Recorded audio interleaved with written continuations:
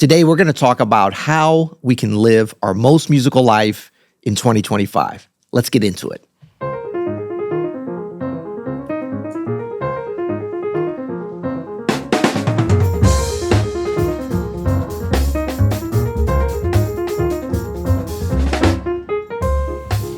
I'm Peter Martin, and you're listening to the You'll Hear It podcast, solo edition. Adam is out on break.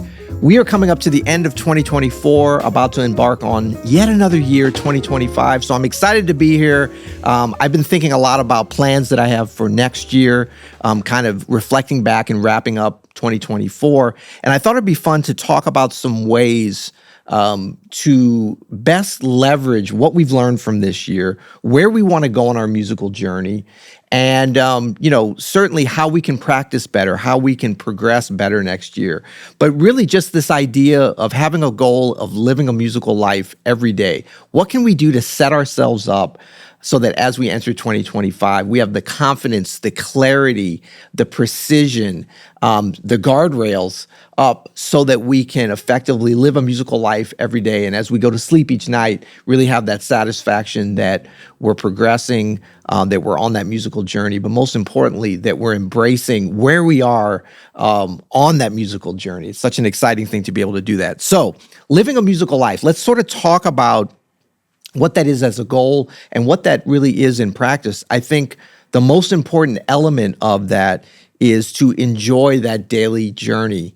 Because if we're enjoying the daily journey of living a musical life, we're going to be able to get into the habit and also to be able to constantly remind ourselves that music can sit at the center of our daily activities. Now, that doesn't necessarily mean that we're listening to music or playing music 24 hours a day. We need to have silence. That's an very important part of living a musical life, I think, is to have time allocated to silence, to be mindful about stimulation, musical stimulation that we're allowing to come into our world. Because if we're practicing too much, if we're playing too much, we're listening too much, like if those the proportionality of the musical input externally coming to us gets out of whack, then we can feel like we're burning out. We can feel like we have too many different ideas. We can get discouraged in terms of our own development and think that we're not worthy of this journey. So we have to sort of be constantly calibrating how much external and how much internal musical input and output we're doing. So if we get into a period, I think, of composing a lot, of extreme creativity at your instrument, that's a wonderful thing. But that might be a time to kind of pull back on how much external stimulation musically we're getting, right? So we're really trying to pay attention as we go on this musical journey as to where the information and stimulation is coming from. And so that's really, when we talk about guardrails, that's where those are important. That can come in the form of saying, I'm only going to listen to maybe one album for this entire week because I want to really go deep on it. And I'm going to avoid, going to a gig or a concert that maybe is really appealing to me, but I just sort of feel like I've had enough musical input. I'm really working on my own music. I'm working on my practice journey. I'm listening to this one album, and that's enough, And we have to each sort of make those decisions as we go. There's no formula that we can come up with where we say X number of minutes of external music and X number of minutes of practice is what we need. But I think that just as we start to think about these things and introduce and allow ourselves to have guardrails, I think it can be a really effective way for us to feel like we're moving on that musical journey and living that musical life. Very much like if you're going out to eat at a wonderful restaurant one night, maybe the next night you go somewhere, but at a certain point you feel like, I don't want to go back and have that same meal again from that beautiful restaurant, because as good as it is, I had enough. I want to be able to reflect on that meal. I want to be able to enjoy the memory of it. I'm full, So we want to think about, when are we musically full? How much of that is coming from our own playing, our own practicing, our own composing, and how much of that is coming from external sources? I find in talking with a bunch of people about this, that when you get in balance with that, when you're not overeating or undereating, so to speak, in terms of your music, it can become really a self-calibrating kind of thing. And it's okay to say, I've heard enough. I've practiced enough. That's actually a big part of that musical journey towards living that musical life. And I think I mentioned already, but just really good to reiterate, we need silence as musicians, as composers, as humans. We need time to not hear anything. That's as much about hearing music and experience music is hearing silence. Mozart talked about silence in music, if that's silence from a particular player or instrument that they aren't playing and others are playing, if that's rests in the music where nobody's playing, that makes the impact of what you've just heard or what you're about to hear even more meaningful. So the same is true in terms of how we hear music. And we want to always be mindful that when we are practicing or playing music, playing a gig, practicing at our instrument, we are also hearing that music. We're experiencing that music. So we need time for silence even as we're practicing. That often, for myself, comes in the form of thinking about, oh, I need to take a break. So if I'm going to go out and walk for 10 minutes on a break of a practice session, I'm definitely not going to be listening to music during that time. I might be listening to the music of the streets, cars, the birds, or whatever else. But I'm really going to be giving myself a chance to sort of reflect in a very informal way in terms of what I've just been hearing myself practice and what I'm about to practice. Okay?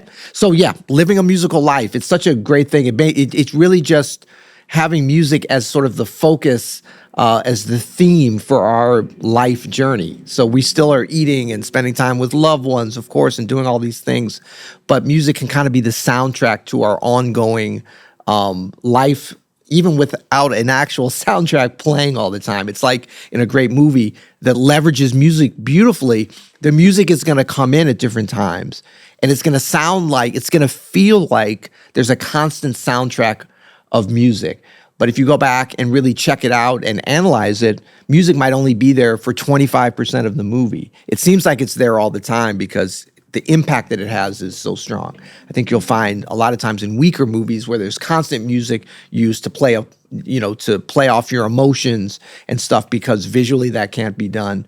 But it's very, very effective when it just comes in and out, and then you have time to just let that resonate, to let that sound marinate. Such an important thing. Okay, let's talk about some ways that we can actually get some things that we can do, some actual tactics that we can do as we are coming up on the new year to make sure that we have an opportunity to live this beautiful musical life. The first thing I want to talk about is taking inventory and reflecting on where we're at from this year. A lot of times we get so excited about the new year and new things, new habits, new practice techniques, new things to listen to in the new year that we don't afford ourselves that opportunity to look back on what worked and maybe even more importantly, what didn't work in this year. So a lot of times that's like, what gigs did you play this year in 2024? What were the gigs that were energizing to you, where you felt like you learned a lot? Not necessarily thinking about what are the gigs that you made the most money or that were the most exciting or where you think you played the best. I mean, those things are important up to a point. But I think really thinking about the energy, the things that you learn, the opportunities for growth, such an important part of playing gigs that as a professional musician, as a semi-professional musician, as a non-professional musician, it really doesn't matter. Those opportunities for growth are the things that you're going to look back next year, those gigs that you took that you could really grow on, and say, I'm so glad that I did that. So let's look back on this year, and I want you to just sort of list out your top 5 gigs or your top 2 gigs or even your top 10 gigs and think about what made those top gigs for you. What were the areas in your playing that you really grew on? I know for me, a lot of times, especially thinking about it, many years ago when I felt like I had some really growth like a meteor, right? Those kinds of abrupt growth were oftentimes from gigs in which I was very challenged, like where maybe I wasn't prepared. I thought I was prepared and I wasn't, or when there's a lot of new elements coming in and it was very aspirational for me. Maybe I didn't hit those aspirations during that gig, but it gave me something to shoot and to practice for afterwards. So it ended up leading to a lot of growth. So other things to take inventory. How did we practice? Maybe we could even just sit down and write out some top practice sessions that we had so that we can make sure that those are parts of our plans for next year. What were the days when we practiced and we felt like, wow, I accomplished so much today. I was in such a flow state. I felt like I had improved so much today. I felt energized at the end of this practice session. What was it about that practice session? What were we practicing? How long did we practice? What time of day did that occur on? The more we can kind of take stock of the elements that we already have dialed in for our practice routine, the better we can leverage those for next year. I mean, some of the things will be obvious, like if most of your most effective and joyful practice sessions occurred between the hours of 8 a.m. and noon, that's going to be a clue of some of our scheduling for next year, right? In terms of when we practice. If that happened 10 p.m. to 2 a.m., that's going to be another clue. If they were kind of all over the place, that's still a clue for us, meaning that we can schedule our practice. We have a little bit more flexibility. I think for most people, myself included for sure, practice is in general more effective at certain times of the day because we're able to take advantage of the energy and the flow state and the creativity, if that's needed as part of the practice during those times, and we're just better attuned to that. So that's something to be thinking about. What was the listening in 2024 that really inspired you? That really inspired you to feel like you were living your most musical life? That could be in the form of just pure enjoyment of that music. That could be in the form of discovery, of a new artist, of a new genre, of a new sound, of a new instrument, whatever it is. That could be in the form of a recording that led to some important development for you in 2024. Maybe you learned a solo, maybe you learned a phrase, maybe you learned a voicing from a particular recording. So taking note of what our listening habits were this year and which of those listening habits really led to some musical growth is super important as we plan for next year. And then just in general, what were the habits that you felt really good about in 2024? Was that a particular practice habit in that you always started your practice routine with scales? Was that you committed to practicing every day? That's a great habit to have. Was that you always were mindful and did some breathing before you started your practice routine, no matter when that was, whether you'd missed some days, whether it was at the wrong time of day or not? What were the things that you did as a habit, meaning very broadly defining a habit as something that you do automatically and without a lot of effort because you've developed it through repetition and dialing it into a part of your practice routine? So that could be the habit of adjusting your piano bench every time you sit down at an instrument. That could be breathing for 30 seconds. Those kinds of things that you do pretty much every time automatically are really important for us to take note of, because sometimes really good habits can be hard to continue. I know we think, oh, it's a habit, we're always going to do it, but things can throw us off, especially during the holiday time, going into the new year, where we can lose really good habits. Maybe you brush your teeth every day, but then you go to travel and you forget to bring your toothbrush, and then you got to go find when you miss a couple days. All of a sudden, this great habit that you have isn't a habit anymore. So we don't want to take for granted and we want to leverage that as part of our taking stock of this year, those great habits that we've developed within our practice, within our listening. You know, maybe that's a habit that you have. You listen to music every day. Sometimes you listen for just a few minutes. Sometimes you listen for a lot. But you have that as part of your everyday routine, and you're actively listening. You're not just listening when you walk into a store and hear Taylor Swift playing in the background or whatever. That's not really the kind of habit listening. That's sort of forced on us, right? But what is it that we do every day with our listening, or at least almost every day, that really has become a habit that you feel like really enhances your musical life? Make note of that, okay? Because as we take inventory of the things that we have, it can really be inspiring as we move into the new year, I find, to not just get caught up in like, what are the new habits I want to develop? What are the new things I want to listen to? What do I really want to practice and learn this year? What do I want to do? A lot of that can become really exciting, but it can also become, it can turn to being a little demoralizing as we start the new year and we start to realize, wait, I'm not going to be able to do all this, or I'm already falling short of what my goals were, right? If we have some important habits and activities and momentum already dialed in our practice and listening and just general musical life routine, then we're better able to go into the new year and say, okay, we want to really protect these practice habits. We want to really protect this connection with music through, maybe that's going to a classical concert every single month that you really get inspired about and prepare for by learning and listening to the particular symphony that's being played. This is just an example. It could be any style of music. But what are those habits where you feel most connected with music, where you feel most excited? And I think that energy level is such an important thing and such an important clue, because sometimes we can say, well, I have a musical habit of listening to classical music for 20 minutes a day, every day at 7 p.m. And that could be a beautiful thing, but it could also just be something that we say because we think we're supposed to do that, or because that makes us a musically intellectually advanced sounding person or whatever.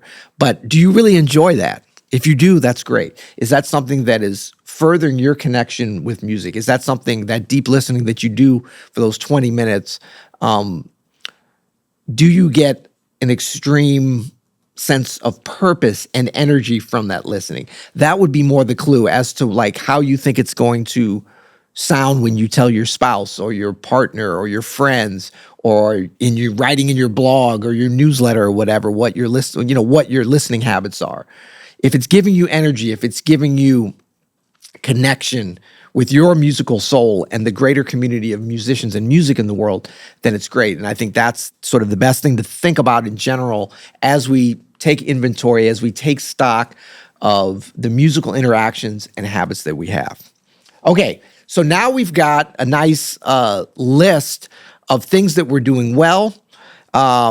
We should also make a list of things that we're doing that are not working for us. And I think that that'll come through and will come up as we're going through that inventory of good habits.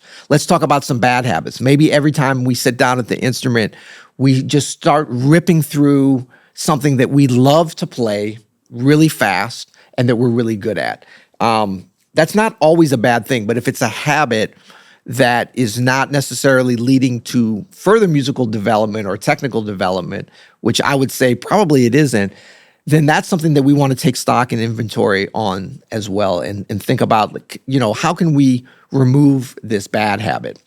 Not that it's the worst thing. I mean, the habit of sitting at our instrument and playing is always good, but we want to get a little more granular and talk about the things that we want to do better and the things that we want to maybe remove, even if they're not awful. Like sitting down and ripping through something right away, it's not going to destroy our playing, but it's probably not going to help it, and it could lead to some sloppy outcomes. And I think more importantly, it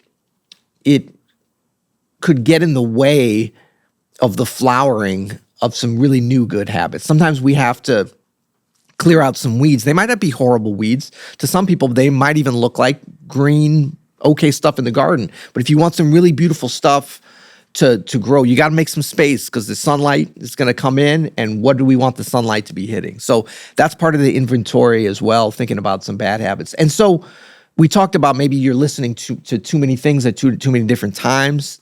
Things, kind of a cluttered musical mind can be a difficult one to really connect with music. We don't want to get overwhelmed.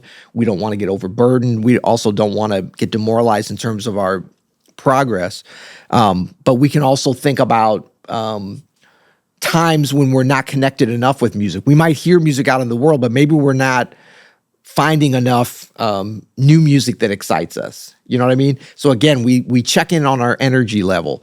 If listening to that same Thelonious Monk live in solo piano live in San Francisco, I love that record.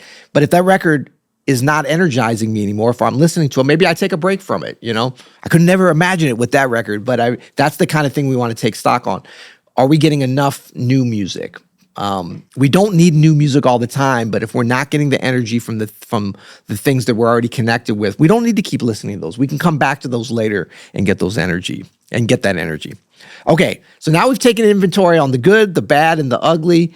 It's time to do a little bit of cleanup. This is sort of step 2, I think, in the process before we get into next year.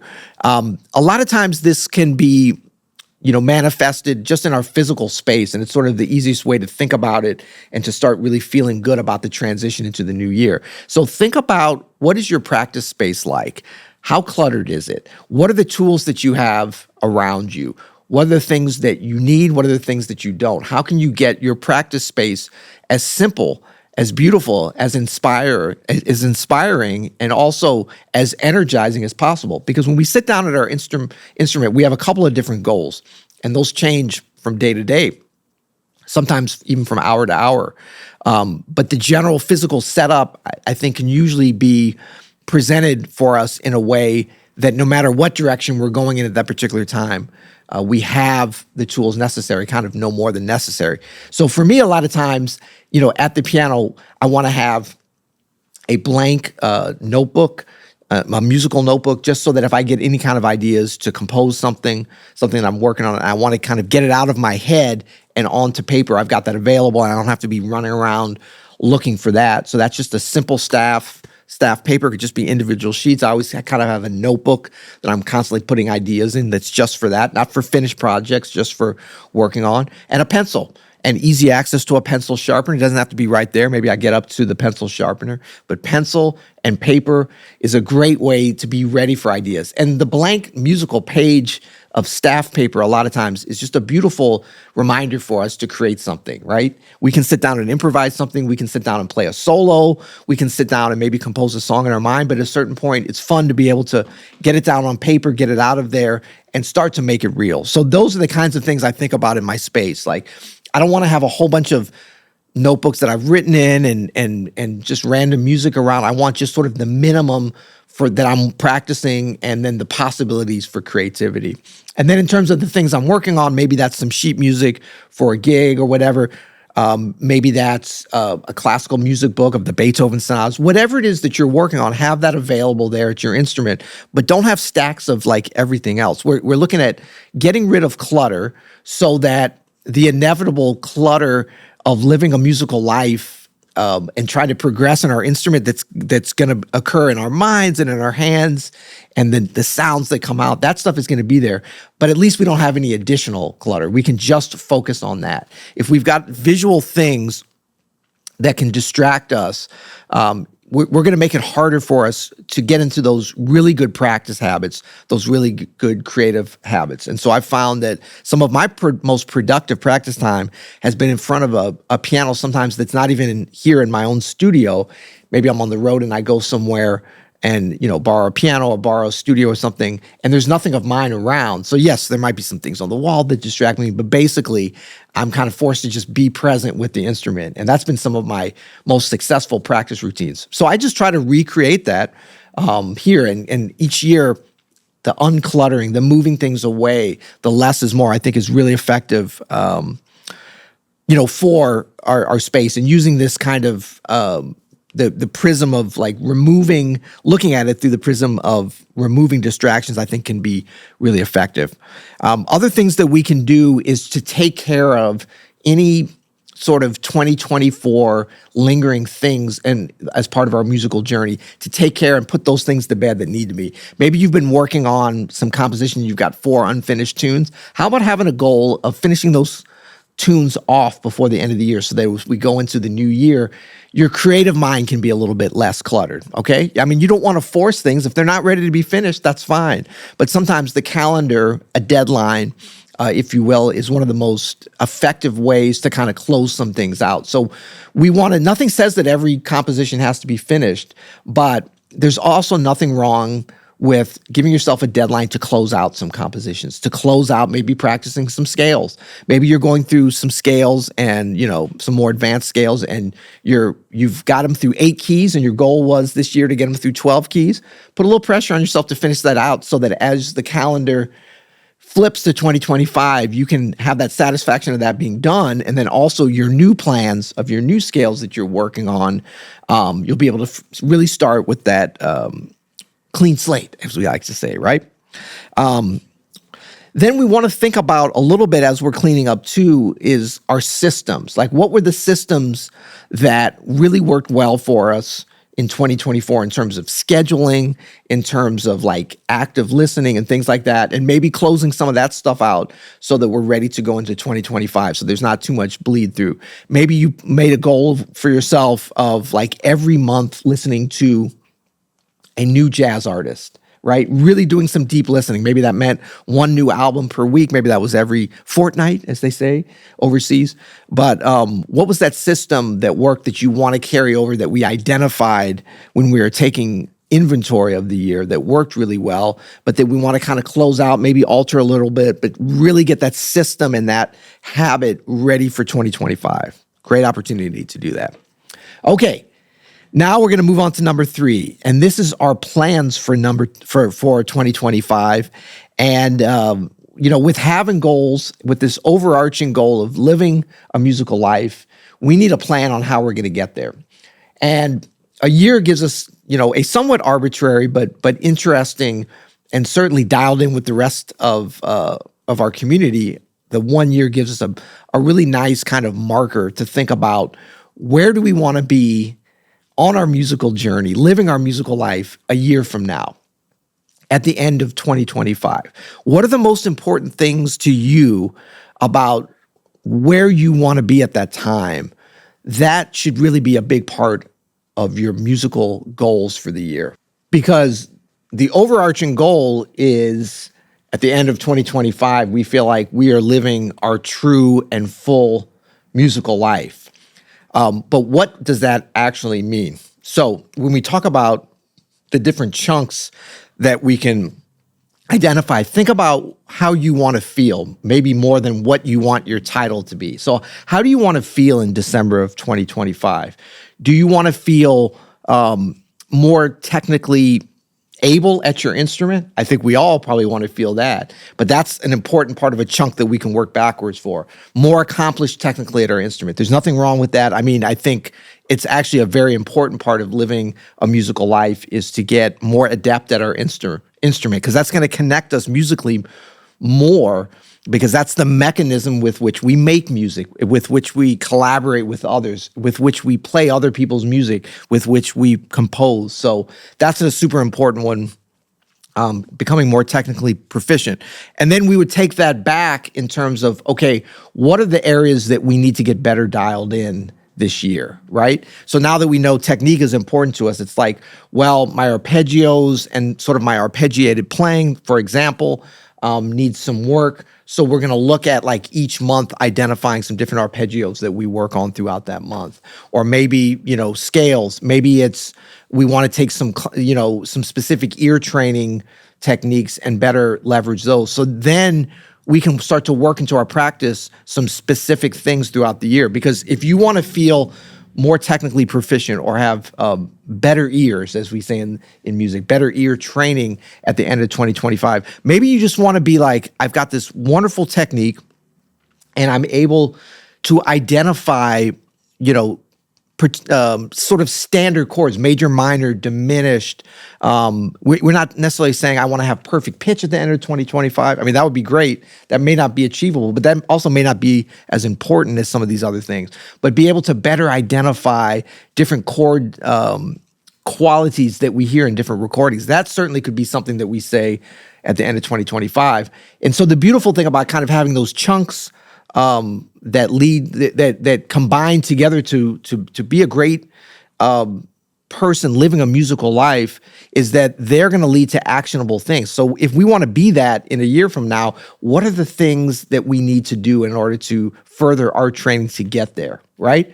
Then we identify those things and say, how do we develop habits of practicing those, of listening to things that will lead us to that place that we can also enjoy as we move throughout the year? Because if it's going to all just be work that is just a grind, it's going to be very hard for us to actually live a musical life throughout the year. And that's the ultimate goal. It's not just about where we're going to be a year from now.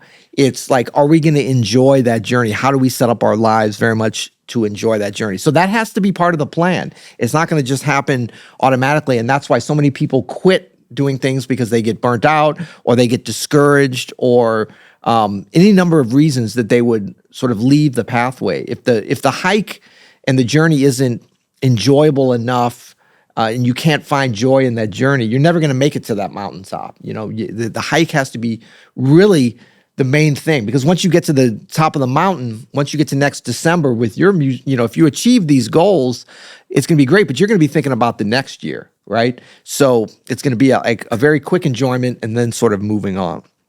So we want to have a plan. And a lot of times that means we want to add certain habits that we've maybe identified and get rid of some of the bad habits that we have that are getting in the way of us living a musical life that we've talked about. And then part of that plan is specific things that we want to do. So as we talked about technical things, but it should also be about repertoire. Do you want to be well-versed in jazz standards next December? You don't want to have your plan to be to know every single Thelonious Monk and Wayne Shorter and Gershwin song. Like you want it to be realistic, right? But you also want to think about what is the pacing that you can actually go about to make an effective plan. It can be a little bit aggressive. And it's okay if you have a plan of learning, say 50 songs next year and you end up learning 40 compositions instead of 50. I think you're going to feel really good about that because you've enjoyed that journey. You've gotten better in your musicality. You've expanded your repertoire. So you want it to be a little bit aspirational, I think, what your plan is, but you also want it to be something that's achievable for sure. What gigs do you want to be doing next year? And what is your plan to be able to do those gigs? Do you want to be playing at the Village Vanguard next December or at Carnegie Hall? Or do you want to be playing, feeling confident to play at your local jam session by next December? These are important questions to have because you need to come up with a plan to get there. Everything is achievable and is possible, I think, for anybody, but the plan starts to become like the actualization of you enjoying that journey, but having a journey to enjoy to get to what your goals are. So if your goal is to play at the Village Vanguard next December, you can start to think back. You've got 12 months to get to the level of doing that. What is that going to take? Who are you going to be playing with? Are you going to be playing your own gig? So it starts to sort of inform what your process is going to be to actually achieve those things.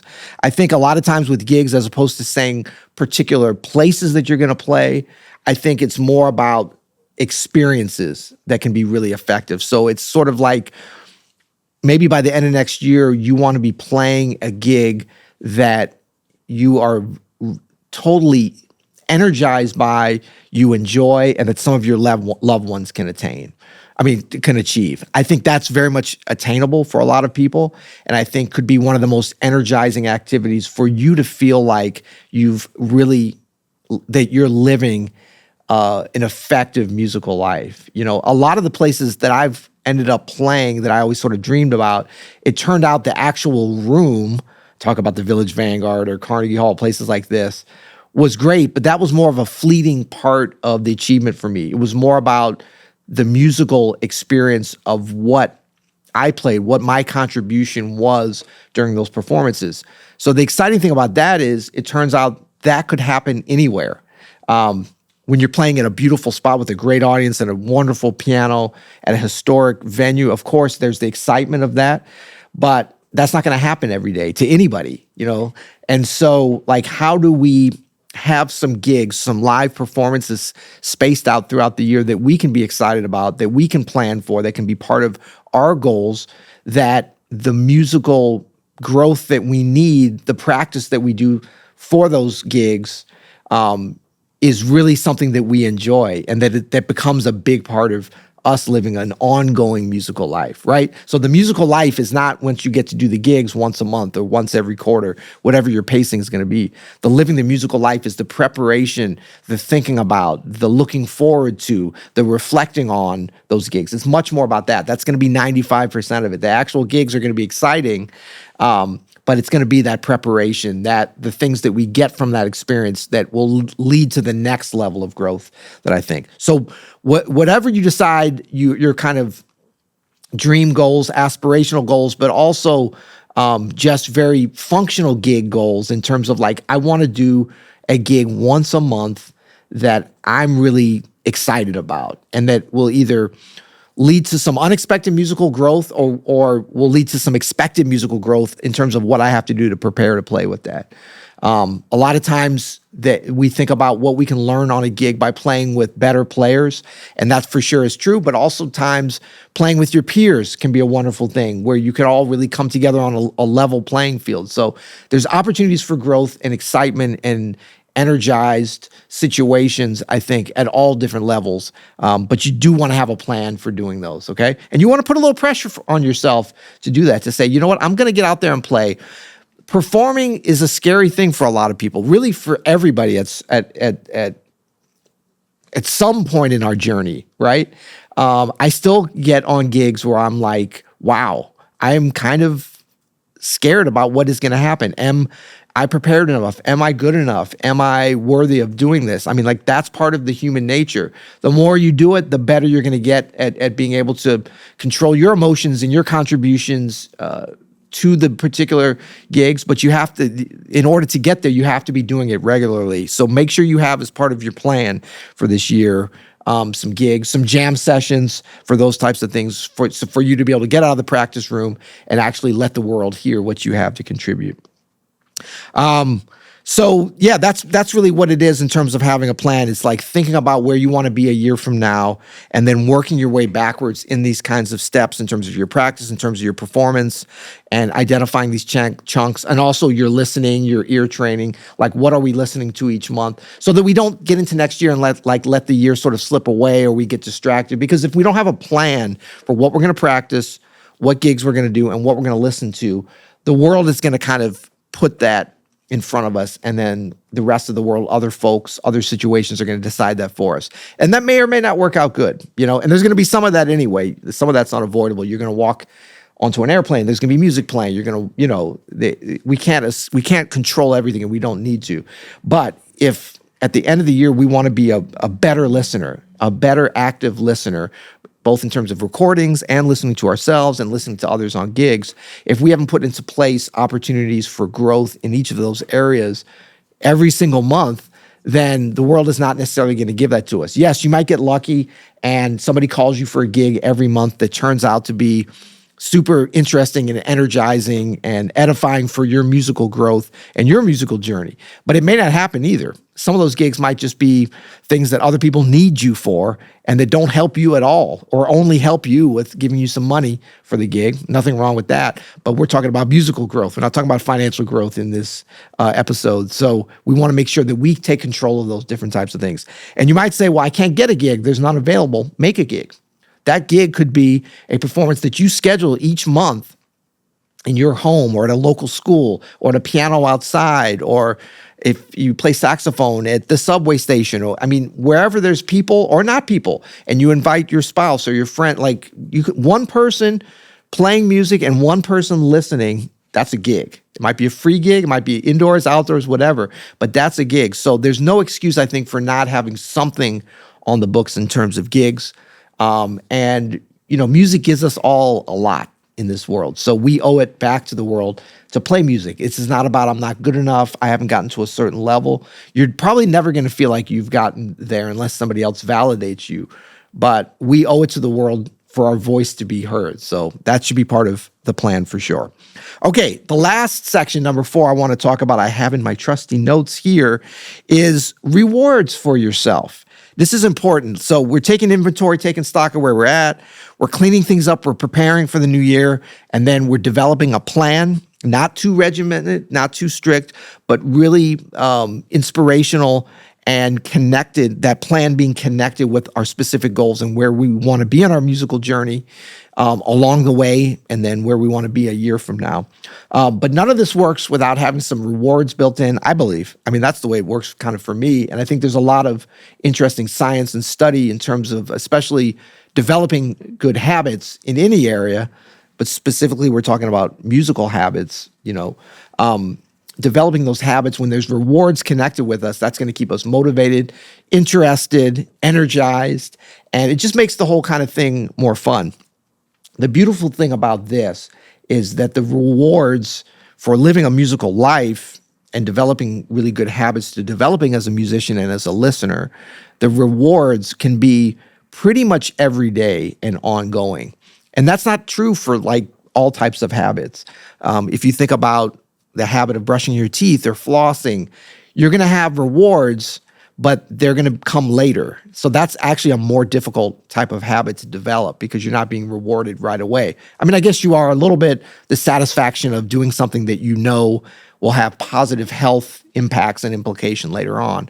But in terms of immediate gratification, with living a musical life, I find that there's a lot more immediate gratification. So it actually is a way to leverage developing good habits, I think, a little bit easier because the most obvious reward is listening to something that's really entertaining and exciting and feeds our souls. So if we want to develop the habit of listening to great music every day for 30 minutes, that 30 minutes of listening, you're probably going to be enjoying it. You're going to be rewarded with hearing something great. It's possible that you're having to listen to something that you don't enjoy, but I don't know how that could end up helping you live a musical life anyway. There's going to be days when you're listening and you're just like, I don't really want to hear anything. So it's not always rewarding, but I think most of the time, the listening part is really an area that we're going to get some immediate gratification and connection with music. So I think that's kind of the most exciting and sort of entry level to rewarding you.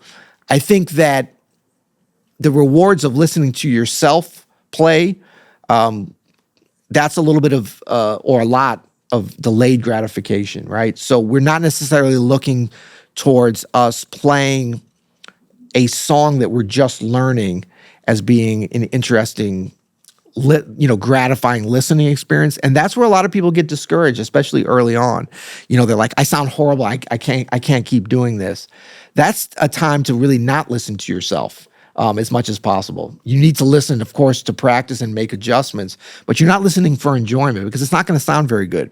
If you're learning Lush Life by Billy Strayhorn, beautiful composition, but you can't really play it correctly, it's not going to be that fun to listen to.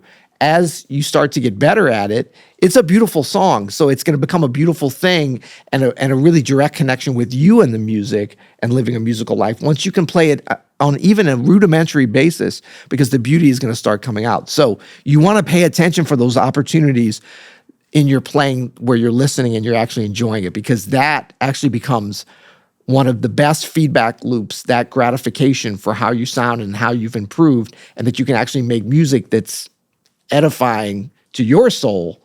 That's one of the best feedback loops and then kind of flywheels to living a musical life. There's nothing like listening to a great recording of Lush Life, but I would say there's nothing quite like being able to play that composition and actually create manifest a performance of it where you can listen to it and play it and make all the little adjustments for your own ear as you go.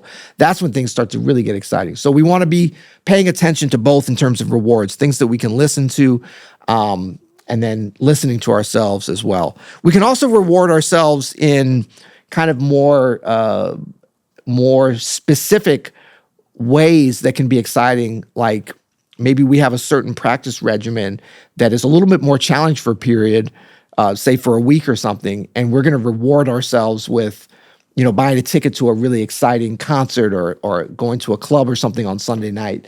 So you're working all week and maybe you're passing up listening to some other things because you're really working on your playing and you need to have silence at the times you're not practicing, but you've got that reward coming up on Sunday with this great musical performance that you get to go and sit down and be entertained, don't have to play or anything. So I love kind of rewarding myself with things like that are still connected with living a musical life. We don't necessarily want to reward ourselves with a chocolate chip cookie at the end of our practice session. I mean, you can do that as a separate thing, but that's not going to really lead to a more musical life. You know what I mean? So try to find rewards that are really still connected with music. Maybe you reward yourself with buying a special LP pressing of an album that you love, you know, in a way that you would normally not do, because you'd say, well, I've already paid for my streaming service. I can just listen to it. I'd love to have that, but it's $50 and it's maybe a little waste. That could be your specific reward if that's something that's important to you, for some really effective practice. And then I think a lot of the things that we talked about in terms of having a plan can end up being a reward as well. The gigs, the going to the jam sessions and stuff like that. Sometimes they'll be terrifying. Sometimes they'll feel like punishment. But I think that you'll be moving into an area where you can look at those very much as being rewards too. Then there's bigger rewards that you can do that can be very connected with you living a musical life, like taking a trip to see a special performance at a special club, or going to a beautiful concert somewhere else where it's part of, you know, learning about the musical culture in that place. There's so many different things. It kind of starts to snowball as you're living a musical life and you look at travel, food, listening, reading, study, school, family. You start to look at all these things through the prism of music.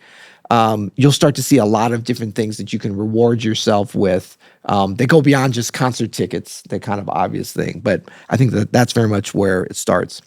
So that's it. This is your blueprint for living a more musical life in 2025. I can tell you these are all things that I follow, that I'm doing here, that I've tried before, that work. This is not a perfect system, but living a musical life doesn't need to be a perfect thing. It's just about connecting with, developing, and also giving back, having that gratitude throughout the year. And when I talked about showing up to play music, scheduling a gig, that's what we owe. That's the gratitude that we have for what music has given us. That's giving back. Somebody else is going to hear you. Some of you are going to think nobody ever wants to hear me play. That's not true. There's somebody out there that needs to hear you. The world needs to hear you. So we live a musical life, not just to take and to ingest, but to give back as well. That could be in the form of teaching. That could be in the form of performing. That could be in the form of just showing up at a jam session. But we want to find those areas. Maybe that's making a video and putting that on Instagram of you playing your composition. Whatever it is, have that as part of your goals, but also your feedback and also your rewards, hopefully pretty soon for next year as you live this more musical life. And we go on this journey together. All right, until next time, happy practicing. We'll be back with a new regular edition soon. This is the You'll Hear It podcast. This is how we do it here, whether we're solo or not. Till next time, happy practicing.